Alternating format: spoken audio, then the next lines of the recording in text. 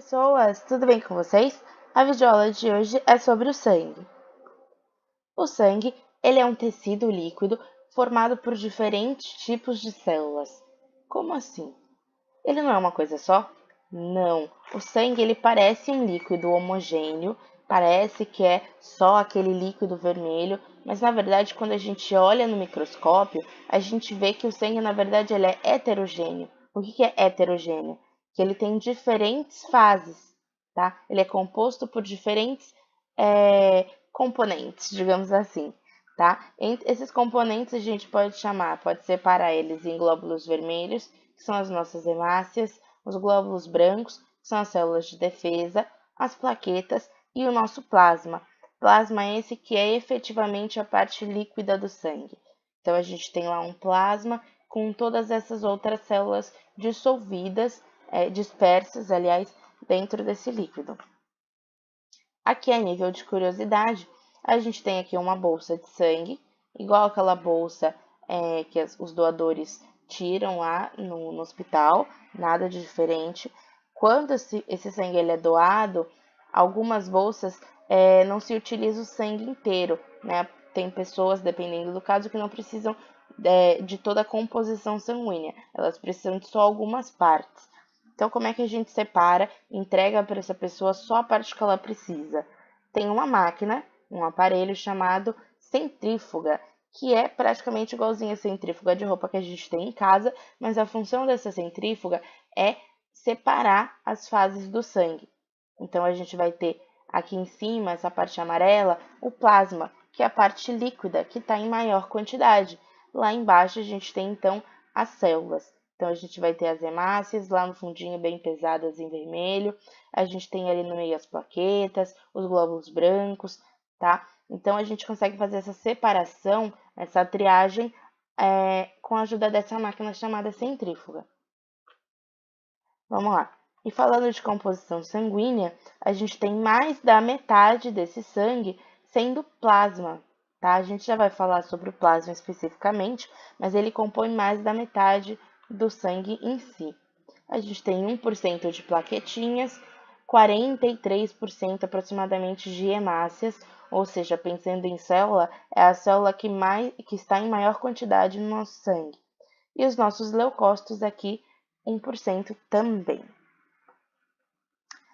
Então, sobre o plasma, como eu falei, ele é a parte líquida do sangue, tá? Ele tem essa cor amarelada e ele é basicamente água, tá? A função desse plasma é transportar os nutrientes para os tecidos. Por quê? Pensa comigo, não é muito mais fácil a gente mandar todos esses nutrientes, fazer essas célulazinhas, todas as células andarem pelo nosso corpo, se elas estão dispersas num líquido, porque a gente bombeia o líquido através do coração e ele chega em todos os lugares. É muito mais fácil, tá? Então, aqui, uma representação visual, a gente vê essa coisa amarelada aqui que parece xixi, na verdade é o plasma, tá? Com todas as células que fazem parte desse sangue dispersas nele, tá? Se a gente fosse olhar, se tudo não tivesse lá misturadinho, a gente conseguiria ver, assim, cada item separadinho. E a gente tem também dissolvido nesse plasma as coisas que a gente adquire através da alimentação, por exemplo, proteínas e sais minerais. A gente também tem hormônios e alguns outros nutrientes.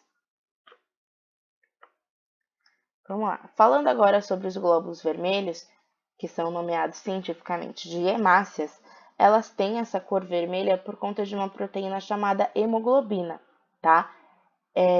Essas hemácias, elas são anucleadas. O que isso quer dizer? São células sem núcleo, tá? E ela é bicôncava. Bicôncava é o nome que a gente dá para esse formatinho. Parece uma balinha? Esse é o formato bicôncavo, tem duas concavidades, né? Aí aqui no GIF a gente vê a hemácia redondinha se transformando numa hemácia dobradinha, né? Parecendo um barquinho. Isso é uma representação de uma hemácia na condição de uma doença chamada anemia falciforme, que é uma doença que causa a deformação dessas hemácias. Elas nascem assim defeituosas, com formato de foice, por isso que o nome é falciforme, tá? E ela tem uma dificuldade muito grande de carregar o oxigênio, que é a função dessa hemácia, né? Ela leva o oxigênio para o nosso corpo, para as outras células. E aí uma hemácia com esse formato já não consegue carregar com tanta eficiência as moléculas de oxigênio. Essa hemácia ela é produzida na nossa medula óssea, e aí, como eu falei, está em maior quantidade no sangue, faz o transporte de gases, né? E ela vive em média 120 dias, tá? Então, é uma célula aí de tempo de vida curto. Falando agora sobre os nossos glóbulos brancos, os famosos leucócitos, são células com núcleo, diferente das hemácias, né? Eles são redondinhos, como dá para ver aqui nesse GIF, e eles são as nossas células de defesa, tá? Glóbulo branco é o nome geral que a gente dá aí para uma junção de vários tipos de células de defesa, tá? Esses glóbulos brancos, falando de leucócitos, eles efetuam a fagocitose. A gente já vai entender o que é essa fagocitose, tá?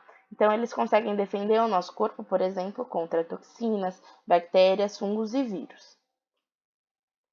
As nossas plaquetas, que nada mais são do que fragmentos de células. Elas não são células completas, são apenas fragmentos. Elas têm uma função extremamente importante, que é de controlar o sangramento, tá? Ou seja, a gente tem ali um rompimento na nossa barreira, na nossa pele, esse sangue vai começar a vazar, certo? A gente tem um corte na pele e o sangue começa a vazar. A função dessas plaquetas é se aglomerar em torno desse buraco, digamos assim, que foi aberto no nosso corpo, para segurar o sangue, tampar ali, até que as nossas redes de fibrina comecem a reconstruir a nossa pele, tá? E elas ajudam nessa estimulação, nessa formação das redes. Elas também nascem lá na nossa medula óssea. Tcharam! Falando sobre fagocitose agora. O que é a fagocitose? Fagocitose é um processo, é o nome que a gente dá para um processo que permite a entrada de partículas sólidas ou líquidas do meio externo para o interior da célula, com função de se alimentar ou de se defender. Aqui nesse GIF, ele vai recomeçar, mas a gente tem uma célula branca do nosso corpo perseguindo uma bactéria que são essas bolinhas. E aí a fagocitose acontece quando essa célula consegue meio que engolir essa bactéria, ó, ela conseguiu engolir ela. Esse processo a gente chama de fagocitose e ela serve exatamente para alimentar, como por exemplo nos protozoários, ou para se defender no caso dos nossos glóbulos brancos, tá? Quando os leucócitos eles não conseguem eliminar todos os micro-organismos, a gente tem ali um combate, né, entre bactérias e células de defesa, mortos e feridos dos dois lados, a gente tem a formação de pus, que é um líquido amarelado que é composto pelos restos mortais dos patógenos, que seriam, por exemplo, as bactérias, e dos leucócitos. Ok, aqui tem um vídeo mostrando a fagocitose. Eu vou dar um play, um vídeo dentro do vídeo, para vocês verem a fagocitose acontecendo. Vou tentar deixar ele mais rápido.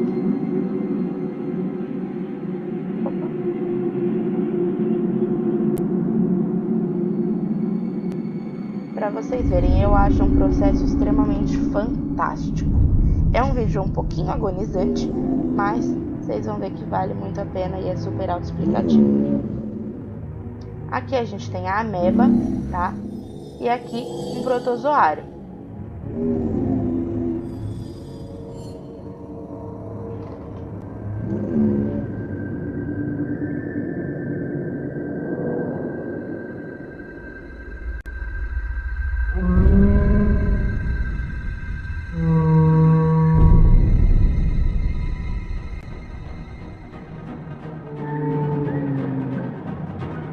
Olha que coisa muito maluca.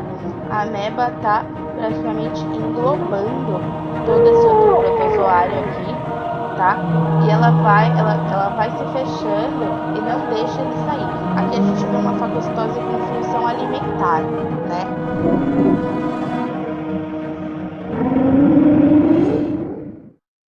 Bom, é isso. Aqui um exemplo de uma fagocitose alimentar. Passando. Vamos falar agora sobre formação de anticorpos. tá? O que são anticorpos? Anticorpos é uma defesa, como se fosse uma memória que o nosso corpo tem quando a gente entra em contato com algum patógeno, tá? Então, a gente cria anticorpos, que é uma memória, é como se fosse um tutorial de como se defender contra aquilo que a gente já precisou se defender anteriormente, tá? Os nossos anticorpos, eles estão presentes no plasma e eles são produzidos quando um certo antígeno, ou seja, um patógeno, algo que o nosso corpo entende como causador de algum mal, entra em contato com o nosso sistema imunológico, tá? Ativando o sistema de defesa. E aí, esse anticorpo criado, ele serve para atacar o antígeno, tá? Que pode causar alguma doença. Ou pode ser também, algumas pessoas criam anticorpos contra coisas que não necessariamente causariam doenças. Por exemplo, pessoas que têm alergia a gato, alergia a um certo tipo de tecido, tá? O corpo, em alguns momentos, pode reconhecer estruturas não patógenas, estruturas que não necessariamente causariam doença, como algo ruim, tá? Então, aqui para a gente entender melhor anticorpo e antígeno, tá? O antígeno são as células que são detectadas como invasoras, ou seja, o corpo fala, ok, isso não estava aqui, isso aqui tá errado, isso não serve para o meu corpo, é um invasor, quer dominar o meu humano, tá? Podem ser micro-organismos ou não, tá? Então, pode ser lá uma bactéria, mas também pode ser o pelo do seu gato, pode ser, de repente, o pólen de uma flor, tá? E os anticorpos são as defesas que esse corpo cria quando ele entra em contato com os antígenos, tá? E ele serve para defender o organismo contra os antígenos invasores. E uma característica muito importante é que os anticorpos sempre são específicos, tá? Então, quando eu crio um anticorpo para aquele tipo de doença, tá? Por isso que a gente toma a vacina da gripe várias vezes durante a vida, porque o vírus da gripe ele vai se mutando, tá? Ele vai se transformando, e como esse anticorpo ele é sempre específico, a gente precisa estimular nosso corpo de novo para desenvolver um novo anticorpo para combater aquela nova característica da doença, tá? E aí eles funcionam num sistema que a gente chama de chave-fechadura. Então, a gente tem aqui alguns exemplos de anticorpos. Por exemplo, esse tem uma entradinha meio arredondada. Ele só vai servir para o antígeno que tiver uma entradinha arredondada. Então, a gente tem aí uma especificidade parecida com a da nossa chave da nossa casa. Você não abre a sua casa com a chave do seu vizinho, tá? Então, é a mesma coisa que acontece com os nossos anticorpos em relação aos antígenos. Agora, ainda falando sobre sangue, a gente entra no sistema ABO, que eu acho que é a parte mais legal aí quando a gente fala de sangue. Então, em torno aí de 1900, um médico austríaco chamado Karl Landsteiner, porque eu não falo esses nomes direito, né? Verificou que quando ele misturava algumas amostras de sangue de diferentes pacientes, as hemácias elas se juntavam. Então, a gente tem aqui nessa imagem, por exemplo, aqui uma gota de sangue, sumiu meu ponteiro, uma gota de sangue maciça, bonitinha, redondinha, acabou de ser pingada no estado líquido. E aqui a gente tem um sangue meio estranho, né? Ele tá meio aglomerado, parece que secou. O que acontece aqui é a gente dar o nome de coagulação. Então, esse médico, lá por volta de 1900, esse médico austríaco, ele percebeu que juntando as hemácias, a gente formava aí uns aglomerados, e ele queria descobrir por que isso acontecia, né? E aí ele desenvolveu o sistema ABO. Ele descobriu que existem aí 4 tipos diferentes de sangue. Já vamos entender cada um deles. Então, pensa comigo. No sistema ABO, a gente tem 2 tipos principais de antígenos. Mas antígenos não eram coisas que faziam mal? Não necessariamente, tá? O nosso corpo ele também tem os próprios antígenos. Por quê? Antígenos nada mais são do que características, certo? Então eu tenho os meus antígenos, os meus próprios antígenos, para o meu corpo saber que aquele antígeno é meu, que aquela célula está dentro do meu corpo e que ela não vai me causar mal, tá? Então a gente tem aí 2 tipos de antígenos que podem estar presentes na superfície das hemácias. Aí você fala para mim, mas a hemácia não é aquela bolinha vermelha, não tem nada em volta dela. Então, para a gente entender melhor, a gente ser mais didático, a gente representa dessa forma. Então, a gente tem lá a bolinha da hemácia, a nossa bolinha bicôncava anucleada, e ela pode ter dois tipos diferentes de enfeites, digamos assim, nessa superfície. O primeiro tipo do enfeite é essa bolinha rosa.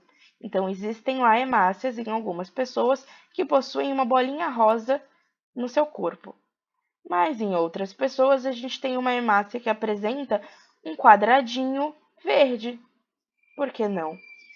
Mas aí tem um outro tipo de pessoa que tem as duas coisas. Ele tem enfeite rosa e enfeite verde. Caramba! E tem alguém que não tem nada. Então a gente tem 4 tipos de sangue. Os sangues que apresentam o antígeno A, aqui representado pela bolinha, o sangue que apresenta o antígeno do tipo B, que vai ser o sangue B, o sangue que apresenta o antígeno do tipo A e do tipo B, ou seja, os dois, tá? Que vai ser um sangue AB, e o tipo de sangue que não apresenta nenhum dos antígenos, que é o sangue O, tá? É um sangue que tem a hemácia aí sem nenhum tipo de antígeno. Para a gente entender melhor, para ficar mais claro, vamos pensar em um mundo onde só existissem duas cores de cabelo: cabelos pretos e cabelos loiros. Algumas pessoas acabam nascendo com o cabelo castanho, uma mistura do cabelo preto e do loiro. Esse seria um sangue AB. A pessoa que tem o cabelo loiro teria um sangue A e a pessoa que tem o cabelo preto teria o sangue B. E o sangue O? Seriam as pessoas carecas, que não têm cabelo. Espero que tenha ficado claro.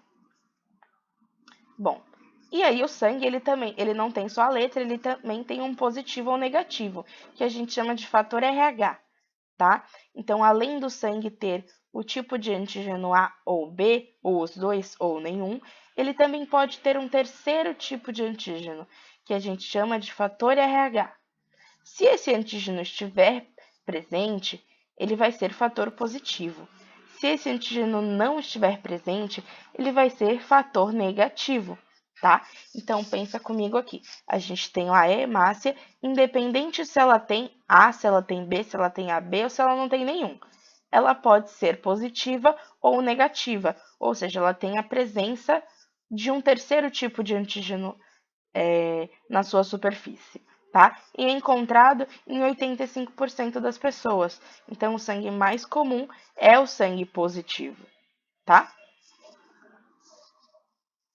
Bom, e a doação de sangue? Como é que funciona? Se as pessoas têm tipos diferentes, esses sangues não podem se misturar, né?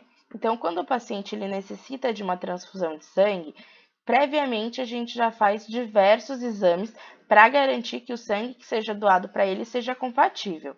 Ou seja, um receptor, uma pessoa doente que precisa do sangue, se ela tem um sangue negativo, a gente nunca vai dar para essa pessoa um sangue positivo. Por quê? Porque o corpo dela está acostumado com as hemácias que não têm esse antígeno. Se eu coloco dentro desse corpo uma hemácia que tem o antígeno, ele vai falar: peraí, essa hemácia não é minha, e ele vai começar a combater, tá? Gerando aí a morte desse paciente, porque o corpo vai combater o sangue que está entrando nessa pessoa. Então, a gente tem uma tabela para facilitar aí o entendimento de como é que funciona a doação do sangue, tá? Mas já adianto que a gente tem um doador universal, ou seja, um tipo sanguíneo que serve para qualquer pessoa, que é o sangue O negativo. Por quê? Porque ele não tem os antígenos do tipo A e B, e ele também não tem os antígenos do fator RH. Então, ele é uma hemácia sem nenhum tipo de de antígeno que possa causar uma reação na outra pessoa. Então, pensa, mesmo que eu tenha uma hemácia com o sangue positivo, um A positivo, por exemplo, e entra uma hemácia O negativo, ela vai falar assim: ah, não tem os meus antígenos nessa hemácia. Na verdade, não tem antígeno nenhum. Então, ela vai viver lá livremente, passar despercebida, né? Então, uma pessoa que tem um tipo sanguíneo A, ela só pode doar A positivo, ela só pode doar para outra pessoa que tem o sangue A positivo e para a pessoa que tem o sangue AB positivo. Por quê? Porque a pessoa que tem o AB, ela está acostumada já com o antígeno A.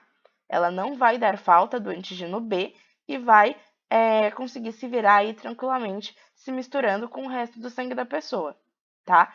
E aí uma pessoa que tem A positivo, ela pode receber de A positivo e A negativo. Por quê? Porque como ela é positivo, não tem problema se ela recebe negativo.